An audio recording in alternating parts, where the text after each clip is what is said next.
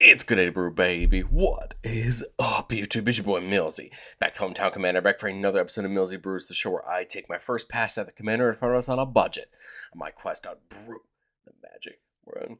You know the motto, baby. It's ABB, always be brewing, and that's what we're back to do today. That deck list is going to be down in the description for you below. So as I'd really appreciate if you could interact with the video, like, comment, subscribe, consider checking out all those links in the description. I'd appreciate it. But today, we're reaching back to Dustmorn and covering a commander I didn't end up covering during Dustmorn, but I've been seeing it a lot on Arena lately, so I thought it'd be fun to take a look at it, and that's Kona Rescue Beastie. A 4-mana 4/3 mono green legend that says at the beginning of your second main phase, if it's tapped, we get to put a permanent from our hand onto the battlefield.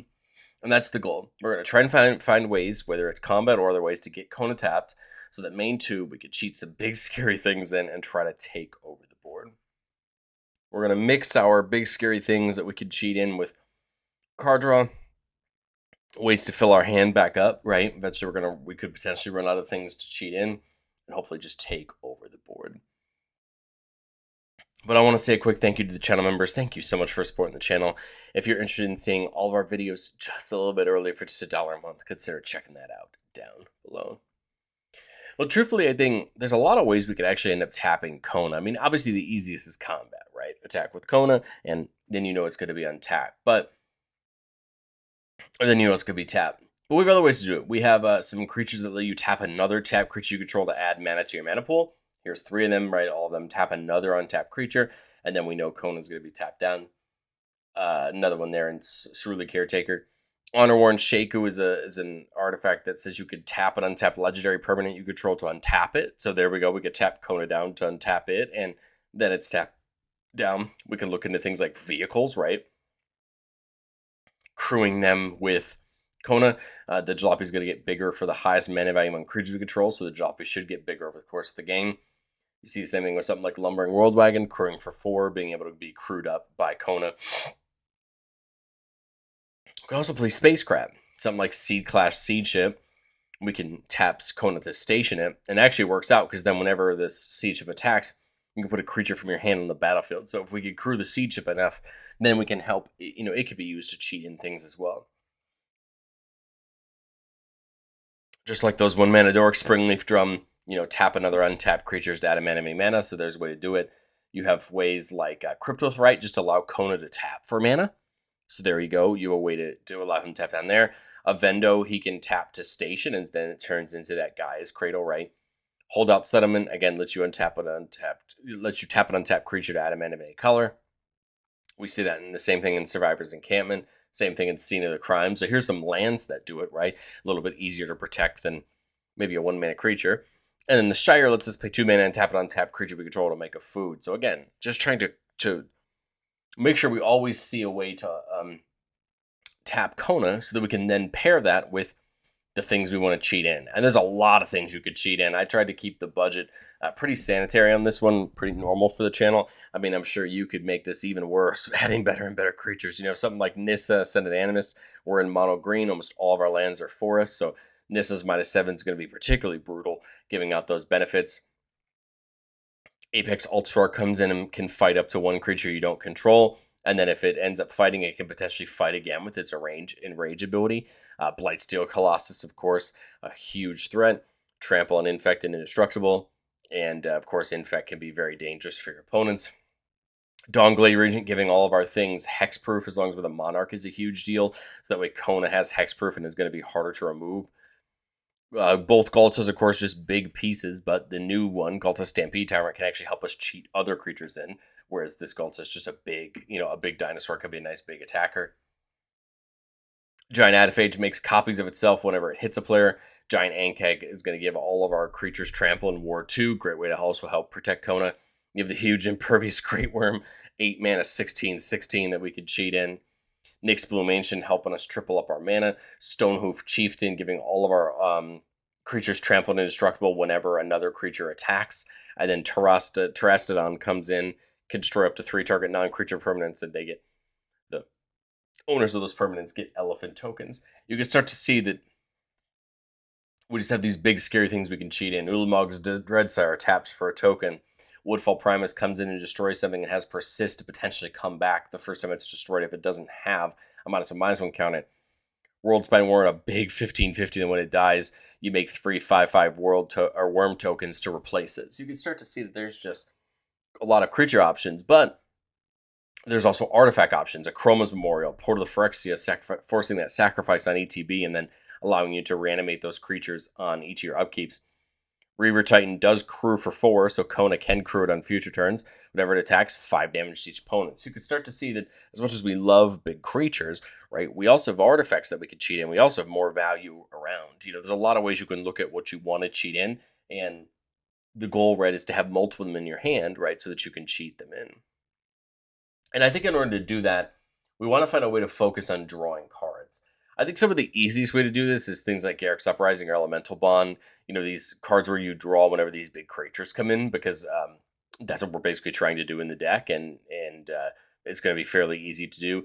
Most of the tokens we make are at least 3 power, so they should all trigger the Bond, if not the Uprising as well. But then you have something like Zendikar Resurgent. Whenever you cast a creature spell, you draw a card. Notable point here is Zendikar Resurgent could be something we cheat in. It doubles up all of our mana from our lands, and then whenever we cast creatures, we're drawing cards. The whole point is trying to refill our hands so that Kona has more things to cheat in, and we're not just stuck with Kona cheat in one thing and then, not have anything else to do. We also want to plan to get to enough mana that if Kona becomes too expensive, our deck could still function, putting these big threats in and be a stompy deck if the cheating in, line gets slowed down. But I've said it before on the show, and I'll say it again. No deck's ever complete. This is our first pass at Kona. And I think going into testing, there's a lot of things we can look into. We can look into things like Eladamri and a couple other creatures that have ways to cheat things in. We are playing a couple other ones in the deck, but you could look into adding more, an option of something to cheat in, something like Rolling Hamsphere, or if you can give it a couple turns, it's going to really get out of hand, buffing itself for each hamster you control and dealing out damage to any target. And then you have something like Elven Chorus, which not only lets Kona tap for a mana, but it lets all your creatures tap for mana, which can, again, help us get these big things down if Kona leaves the battlefield. I think in all reality, going into testing, we want to make sure we have enough of these things that we want. And if we don't, then we know we can come back to our list and make those changes as need be. But let's do what we love to do on the channel the most and get into our playtest. Remember, the goal of playtest on our channel is not to find Magical Christmas Land. It's not just to show off all our best plays, but it's to get in some gameplay scenarios and kind of understand what hands we're looking to keep and how we're going to maneuver them. So here we've got a good start. We've got a couple lands. We've got the Wild Growth to ramp up, and we have 2 ways to tap Kona, which is great. Tyvar, once you get the mana, could be a great way to buff all of your creatures. So not too bad. We're just looking for, again, probably something more key to cheat in. But otherwise, I think we've got a nice start there. Get the Siege in. There's Ovia, another way to cheat a creature in. Well, there we go. There's the Reaver Titan, and that seems like a pretty nice thing to cheat in here. So have Kona station up the Siege Ship. And then main 2, put the Reaver Titan in. And again, now we can crew that Reaver Titan with Kona, so Kona's going to be able to do that. And there's a nice thing to potentially cheat in. 2, 3, 4, which we could put into Garenbrig for 6 if we wanted to do that. Ovia doesn't seem bad. It adds that nice ability to give each creature that's attacking one of our opponents trample. Or we could turn on the Siege Ship just to cheat in, Adaphage. I think I like the idea of crewing up the Reaver Titan a little bit better, guaranteeing that 5 damage. And then for 6 mana, I kind of like the idea of the Ovia, just to make sure that this is getting trample when it attacks, and then, get the Adaphage in off the cheat in. And now I think we're just in good shape. We can get the Pummeler in. Note that Garenbrig's mana can be used for the Pummeler because Tyvar, because it does say activated abilities of creatures. So maybe we could do that, but I think otherwise, right, you just tap Kona to crew the Reaver Titan again, get Tyvar in, and then just take your attacks. Again, trample, you're going to get a copy of that. Reaver Titan's dealing out more damage, and this is just great, right? You could even, if you wanted to, use Tyvar to station up that siege ship before combat if we want to. There's a lot of options there. But the point is, we got to see Kona, we got to see a way to tap it, and some great things to cheat in to hopefully start taking over that game nice and early.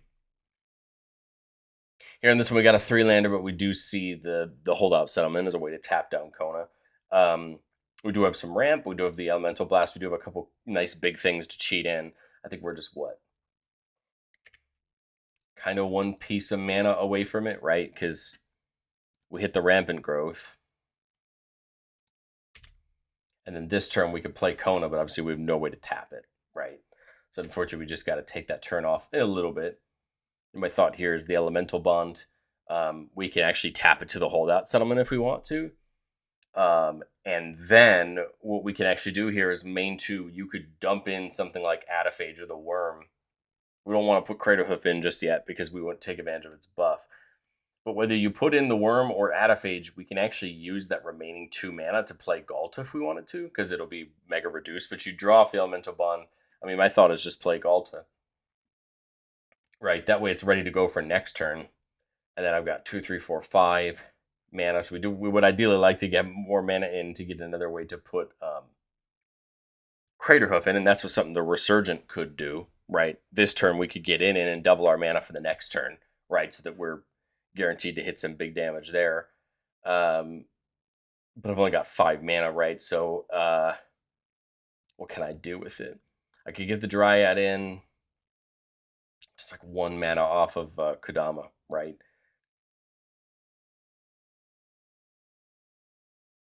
Might as well get the Loam Dryad in just in case it matters. You still hold up the... I'll use the settlement for it just to guarantee it's tapped. You could leave up the mana for the Beast Within. And then, like I said, just get Zendikar Resurgent in. Now, if I do that, then I have 8 mana, right? I mean, I get something like Kodama the East Tree in this turn. That draws me a card. And then this next turn, now I'm Crater Hoofing off the mana that I have. Again, you could use Kona for it if you want to, but otherwise Crater Hoof I think is just going to be brutal. This goes up to, 21? This is up pretty high. And we could just, hit hard with Crater Hoof. That's the beauty of something like Crater Hoof, right? Is it's a great finisher no matter when you see it, no matter what deck you see it in. And it's going to come here, give all of them +X and trample. I don't think you want to use Kona this turn. I think you'd rather have it attack because it's going up to a 10, right? And you just take the attacks, right? I think you're going to be able to knock at least one person out. Crater Hoof actually is going to trigger Kodama. So what you could actually do is dump something like the Adaphage in response to the CTB trigger off of Kodama if you wanted to. Whether it's something like Selvala or Cryptothrite, like there's a couple options you could do there. But at any rate, I mean, great there. Knock at least one person out there in turn 6 and just hope you keep your board alive, till next turn when you're still just going to have a ton of big things that you can hopefully run into your opponents, right? I think the benefit of Stompy is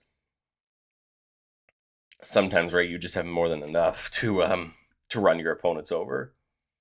Here, we were keeping the 3-lander with Relic of Legends. Remember, Relic of Legends, let's just tap Kona for a mana of any color. So I like the idea of that because then, right, the turn Kona comes in, you could just immediately tap it for a green, right, off the Relic of the Legends. Then it's, tapped. I mean, Nyx Bloom could make sense to triple the mana. I mean, Portal Phyrexia could make sense. You're probably a little bit early for it to be a little bit too brutal. I kind of would rather just do Nyx Bloom Ancient to triple up the amount of mana our lands are tapping for. Because now, or tapping a permanent for mana. Because now, that's what? 3, 6, 9, 12, 15. Tap this into the Relic of Legends. 18. And then 4 of it could go into this for 20 mana total. I mean, you could just start really dumping things in if you wanted to. Or if you wanted to just, cheat one of them in with Kona. But the point is you can get a bunch of things in this turn, right? Tap it down. You get the Reaver Titan main too. But the point is now you're just putting a bunch of things in. Portal, right, really sets our opponents back. And you have something like the God Pharaoh, which is now going to start hurting your opponents. But the point is now you have this nice board where you're, crewing up the Reaver Titan to deal the damage. Portal are going to be hopefully stealing your opponent's creatures. You could start to see, like, whether you cheat everything with Kona or you just have enough mana, right? Kona can really just dump a bunch of really interesting things on the battlefield. I I think it's probably most important to see the lineup and cheating in versus what you cheat in, because again, you can change it on your own if you want it to be all dinosaurs or you want it to be all vehicles or whatever. You can make it what you want to make it. And that's what I think is really interesting about Kona is like what you cheat in is up to you. It's just trying to create this ecosystem of getting him tapped so you can cheat those things in and then go off to the races on what you want to see in here. Here's the three laner. We have multiple ways to tap: the Dryad, the Drum, the Drum, and the Scene of the Crime. So lots of ways we could do that. The Loam Dryad in.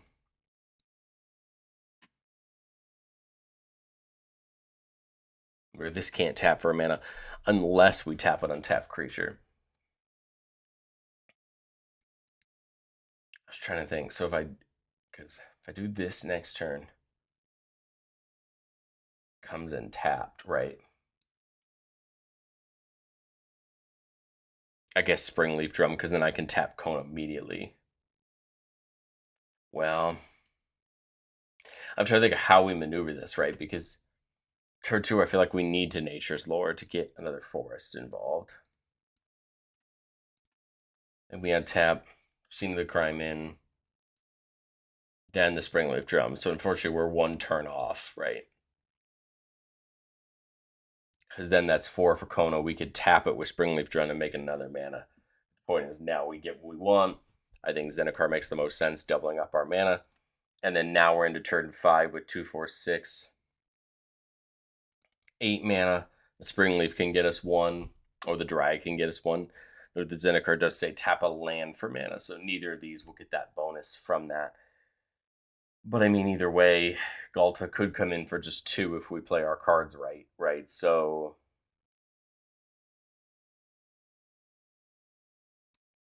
I guess we could also station the siege ship, right, as well.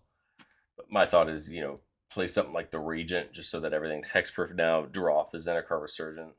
There's a land to keep the party going. So I've got 1 mana left off that, so that's 2, 3, potentially 4.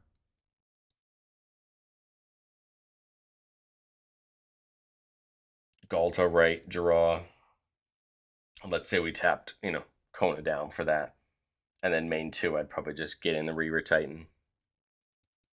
Again, this is going to start protecting our board. Galta's huge. It's going to become a huge threat. And then, I mean, this turn, you could just do something like cast Kogla, right? Crew up the Reaver Titan with, something like Kogla. The point is, now you're just doing some great attacking. You could get the siege ship in and crew it up or station up if you want to. But again, I think the thought here reigns true, right? Get the things in, cheat them in, and party. So obviously not as long with playtest as normal because I think the strategy is pretty straightforward. But my hope is you see the game plan, you see what makes it fun, and then you can determine what you want to cheat in, for yourself. But let me know what you think of Kona down in the comment section below, and I will catch you all in the next one.